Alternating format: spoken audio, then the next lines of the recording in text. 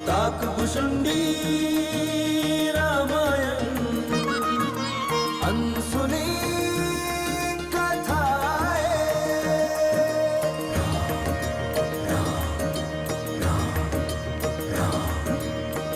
मंगल पावन सरस सुहावन, काकभूषुंडी की रामायण। दुविधा शंका दोष मिटाती, मर्यादा का पाठ पढ़ाती। राम रघुपति राम राघव राम राजा राम, राम रघुपति राम राघव राम राजा राम। जय श्री राम जय श्री राम जय श्री राम जय श्री राम जय श्री राम जय श्री राम जय श्री राम जय श्री राम। बिना अनुमति के आश्रम में किसी भी वृक्ष से फल तोड़ना दंडनीय है। बताओ किसके कहने पर फल तोड़े गए? इसके लिए मैं अपराधी हूँ। इसमें मेरे भ्राताओं का कोई दोष नहीं है।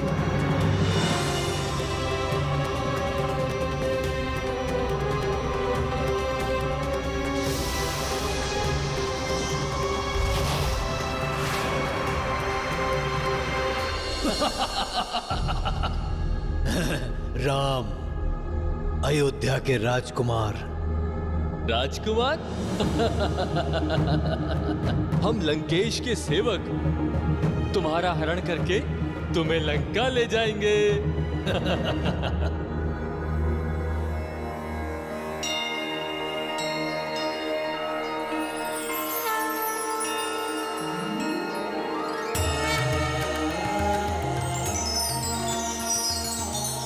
इन 7 तारों की रचना कुछ तो विशिष्ट है, जो इन्हें अन्य तारों से पृथक बनाए है। कुछ तो विशेष है इनमें।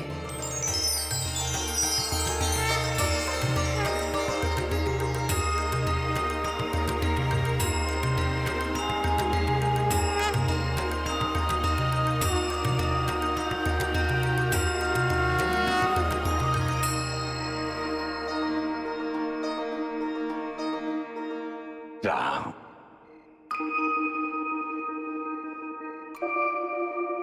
प्रणाम गुरुदेव। कल्याण। बुद्ध, इस प्रकार मंत्र मुग्ध होकर यूं आकाश की ओर क्या निहार रहे हो? गुरुदेव, वो देखिए, उन 7 तारों की स्थिति। वो सबसे भिन्न प्रतीत हो रही है।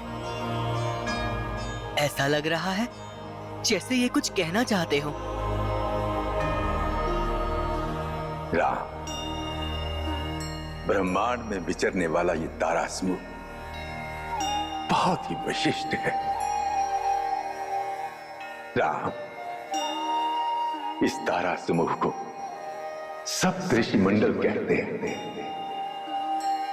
सृष्टिकर्ता ब्रह्मदेव के ये मानस पुत्र भी माने गए। संसार के नियामक और नियंत्रण करता ये सप्तऋषि ही है।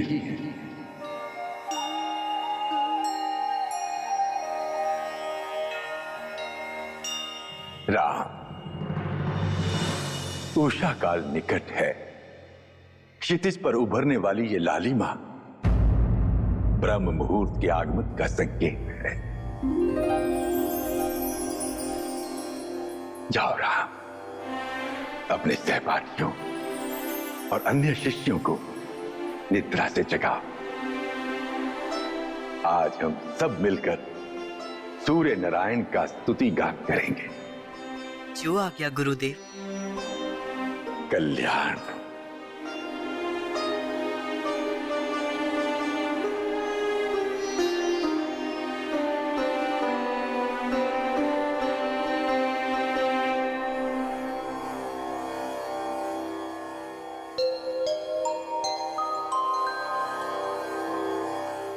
बहुत ही मनमोहक है ये सप्त तारा मंडल। इसीलिए रामलला की भांति आप भी इसकी सुंदरता की ओर आकर्षित हो गए। पक्षीराज, अनेक युगों से सप्त तारा मंडल विद्यमान है। वो देखिए, इनके स्थित होने का ये आकार, नक्षत्र मंडल में अन्य नक्षत्र अपना स्थान एवं आकार बदलते रहते हैं, किंतु ये सप्त तारा मंडल अपना निश्चित स्थान और आकार कभी नहीं बदलते। ये सप्तर्षि मंडल के नाम से भी विख्यात हैं और माना जाता है कि संसार को नियंत्रित ये सप्तर्षि ही करते हैं। संसार को नियंत्रित करते हैं? वो कैसे? ये सप्तऋषि नक्षत्र के रूप में अंतरिक्ष में स्थित हैं, किंतु ये ऋषि रूप में पृथ्वी लोक एवं अन्य लोकों में भी वास करते हैं। सामान्यतः एक तारा अपनी धुरी पर घूमता है और दूसरा उसकी परिक्रमा करता है, किंतु ये दो ऐसे विशेष तारे हैं जो आपस में ही एक दूसरे की परिक्रमा करते हैं।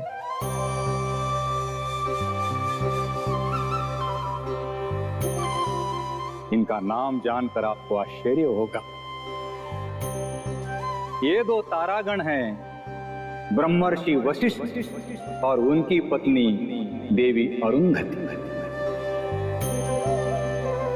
ये तो सत्य में ही विधाता की अद्भुत रचना है। ब्रह्मर्षि वशिष्ठ एवं देवी अरुंधति के आपसी प्रेम, पति पत्नी का एक दूसरे को समान रूप से सम्मान देने एवं समानता का स्थान देने का परिणाम है कि दोनों तारा रूप में एक दूसरे की परिक्रमा कर रहे हैं।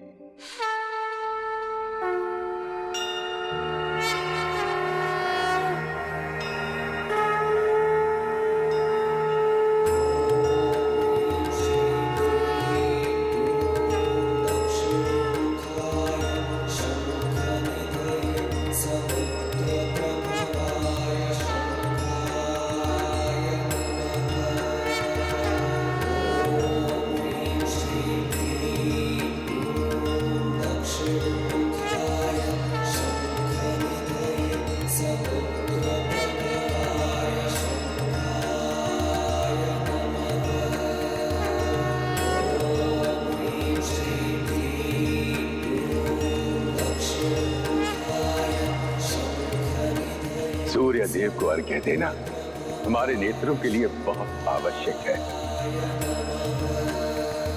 जब सूर्य की किरणें अर्घ्य के जल से परिवर्तित होकर हमारे नेत्रों पर पड़ती हैं, तब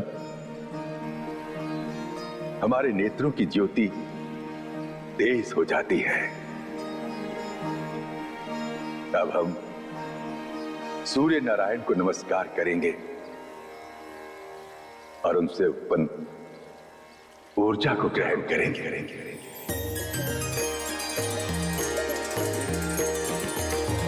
ओम सूर्याय नमः, ओम आदित्याय नमः, ओम सूर्याय नमः, ओम आदित्याय नमः। जय कश्यप नंदन, जय अदिति नंदन, जय कश्यप नंदन, जय अदिति नंदन। त्रिभुवन तिमिर निकंदन, बात हृदय चंदन, जय कश्यप नंदन, जय अदिति नंदन, जय कश्यप नंदन, जय अदिति नंदन।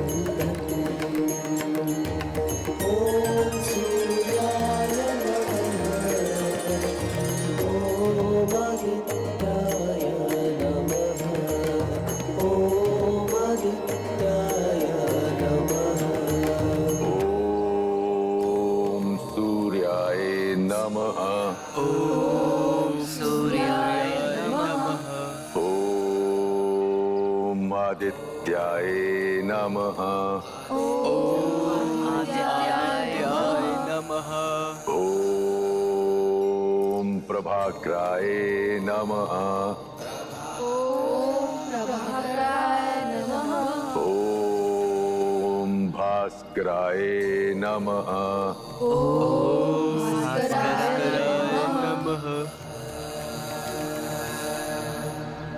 प्रशस्त। शिष्यों को दिखाओ कि सूर्य नमस्कार करते समय हम कैसे योगासनों का प्रयोग करते हैं, जो हमारे दैहिक बल को तो बढ़ाते ही हैं, साथ में मानसिक क्षमता में भी वृद्धि करते हैं।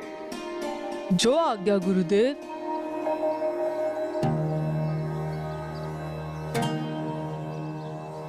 शिष्यों, सूर्य नमस्कार करते समय प्रशस्त जिन आसनों को करेंगे, आप उनको ध्यान पूर्वक देखिए और प्रशस्त का अनुसरण करिए।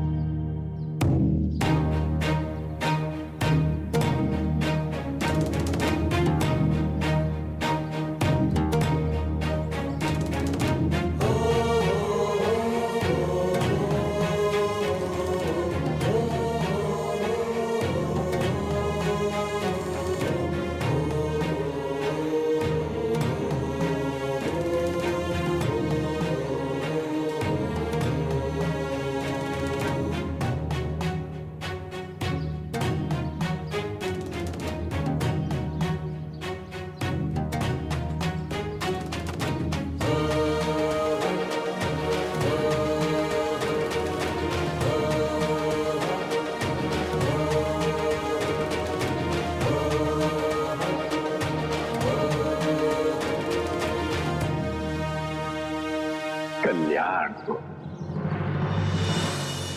पुत्र लक्ष्मण, तुम योगासन करने में शीघ्रता करके त्रुटि कर रहे थे।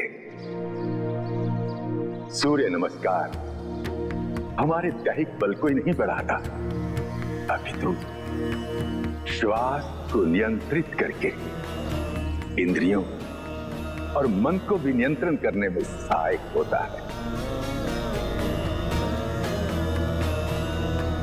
श्वास के द्वारा आपको प्राणवायु प्राप्त होती है, अतः श्वास को नियंत्रित करके हम निरोगी जीवन जी सकते हैं।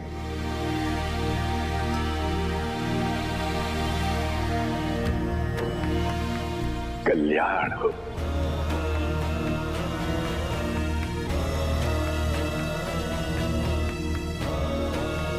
शिष्यों, तुम्हें तो ज्ञात ही है कि पौधों में भी जीवन होता है, इसीलिए अब से तुम इन पौधों की देखभाल शिशुओं की तरह करोगे, प्रेम से इनका पालन पोषण करोगे। फिर देखना, आश्रम में रहते हुए ही तुम्हारे साथ ये भी बड़े होंगे। और जब तुम सब शिक्षा पूर्ण करने के पश्चात ये आश्रम छोड़कर जाओगे, तो तुम्हारी स्मृति स्वरूप ये यहाँ रहेंगे। किंतु यदि ये सूख गए तो? इनके सूखने का अर्थ ये है कि तुमने अपना दायित्व भले भांति नहीं निभाया। किंतु स्मरण रहे, उसके लिए भी दंड की व्यवस्था है यहाँ। गुरु माता, ब्रह्म मुहूर्त में उठना मेरे लिए बहुत ही कठिन है, मैं तो पीछे ही छूट जाता हूँ। शत्रुघ्न, ऋग्वेद में कहा गया है कि प्रातःकाल सूर्योदय से पूर्व उठने वाले को उत्तम स्वास्थ्य रत्न की प्राप्ति होती है। इसीलिए कोई भी बुद्धिमान उस समय को व्यर्थ नहीं खोता। प्रातः जल्दी उठने वाला पुष्ट, स्वस्थ, बलवान, सुखी, दीर्घायु और वीर होता है। शत्रुघ्न, तुम्हें बलवान, दीर्घायु, वीर होना है कि नहीं? जी गुरु माता। अब तुम सब अपना कार्य प्रारंभ करो।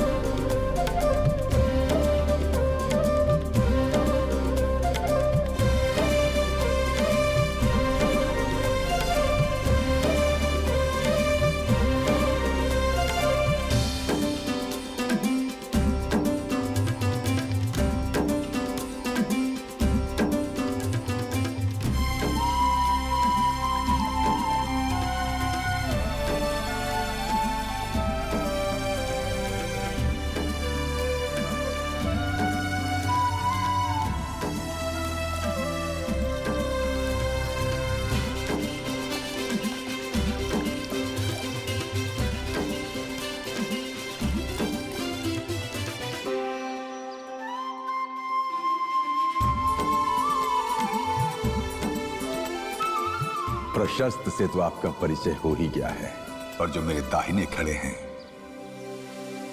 ये हैं युवराज निषाद।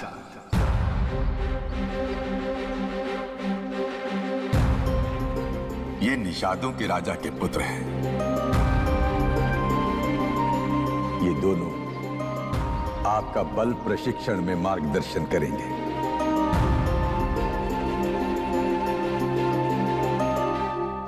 ये प्रशिक्षण मात्र देह बल के लिए नहीं, अपितु एकाग्रता, संकल्प, साहस और संतुलन का भी है। यह प्रशिक्षण दैहिक क्षमता और सामर्थ्य में भी वृद्धि करेगा। जब देह सुदृढ़ होगी तो मन सुदृढ़ होगा। जब मन सुदृढ़ होगा तो हम कठिन से कठिन परिस्थिति का सामना बड़ी सरलता से कर सकेंगे। कल्याण हो, कल्याण हो।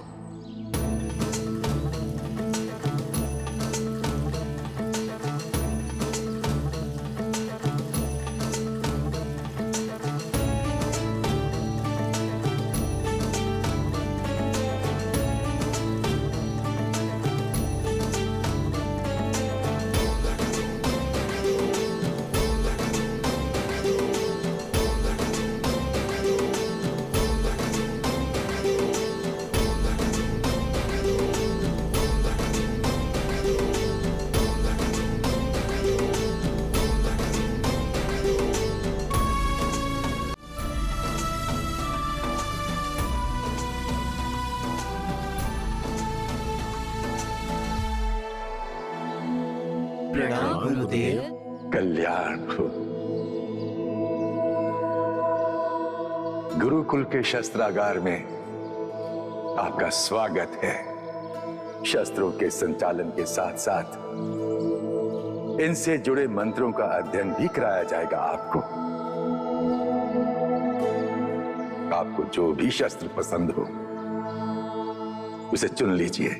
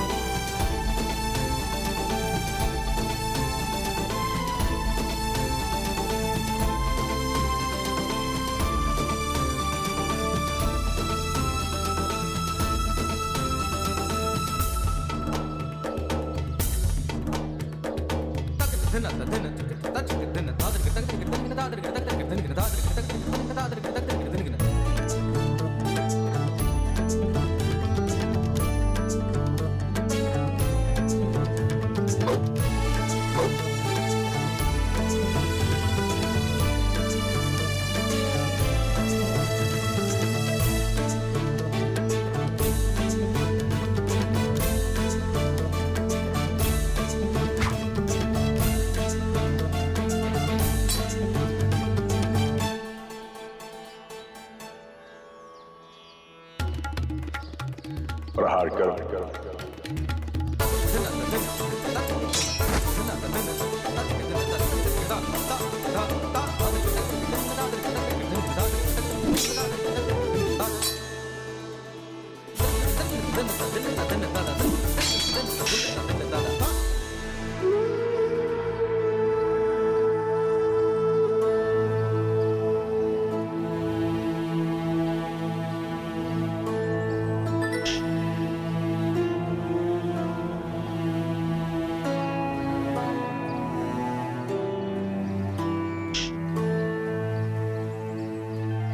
पराजय से निराश होना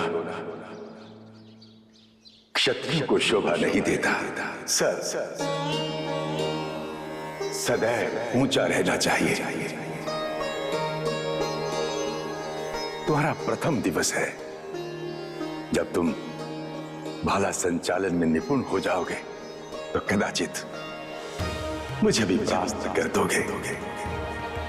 वो जीत तुम्हारी नहीं, मेरी जीत होगी। ये गुरु के लिए गौरव की बात होती है कि उसका शिष्य उससे भी आगे निकले। क्षत्रियों की भुजाओं में बल ना हो और हृदय में साहस का अभाव हो तो श्रेष्ठ से श्रेष्ठ शस्त्र भी प्रभावहीन हो जाता है।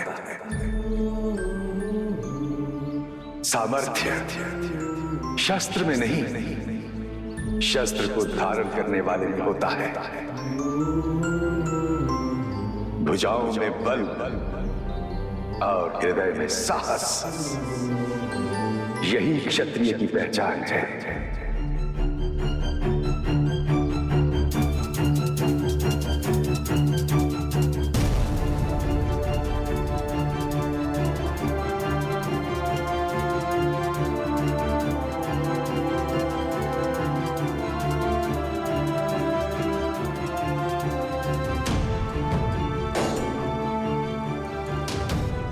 भुजाओं के बल में वृद्धि करने के लिए ही बल प्रशिक्षण आवश्यक है। इससे आपकी भुजाओं में शस्त्र धारण करने की क्षमता बढ़ जाएगी, किंतु इसके लिए आपको नित्य और निरंतर भार उठाने का अभ्यास करना होगा।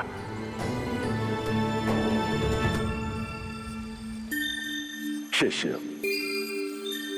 जल से भरे हुए ये पात्र आपकी भुजाओं में बल का संचार करेंगे और आपकी इच्छा शक्ति आपको सफलता की ओर अग्रसर करेगी। अतः इसके लिए स्मरण रहे कि आपको अपनी इच्छा शक्ति और संकल्प दोनों को दृढ़ बनाए रखना होगा। शिष्य, आप ये सीढ़ियां देख रहे हैं, ये 108 हैं और इनके शीर्ष पर भगवान शिव का एक मंदिर है। आपको प्रतिदिन वहां पहुंचकर गर्भगृह में स्थित शिवलिंग के विग्रह को जलाभिषेक करना होगा, जिससे भगवान शिव आप पर प्रसन्न होंगे और आपको अद्भुत शक्तियां प्राप्त होंगी। कल्याण हो।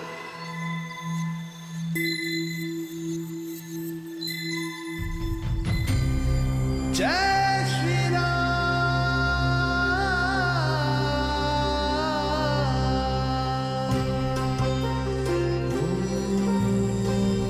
मंगल भवन मंगल हारी,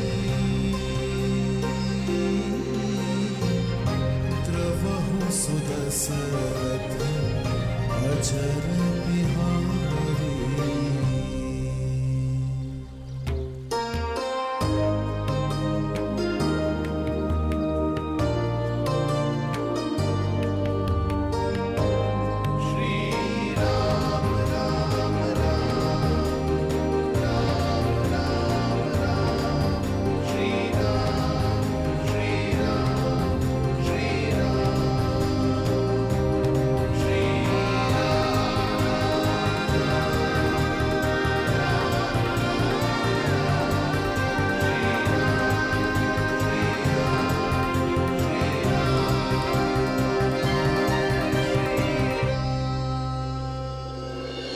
लगता है हमारे भय से चंद्र कहीं छुप गया है। संभवतः चंद्रदेव चंद्रलोक छोड़कर कहीं चले गए हैं। किंतु कहां जा सकता है वो चंद्र? अवश्य यो चंद्र महादेव शिव की शरण में कैलाश धाम गया होगा।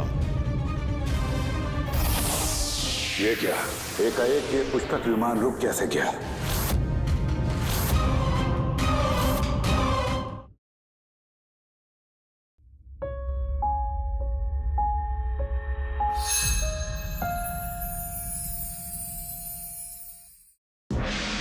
धरती और गगन में गूंजे श्री राम जय राम जय जय राम।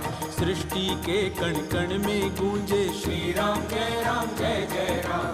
आदि यही है अंत यही है श्री राम जय जय राम।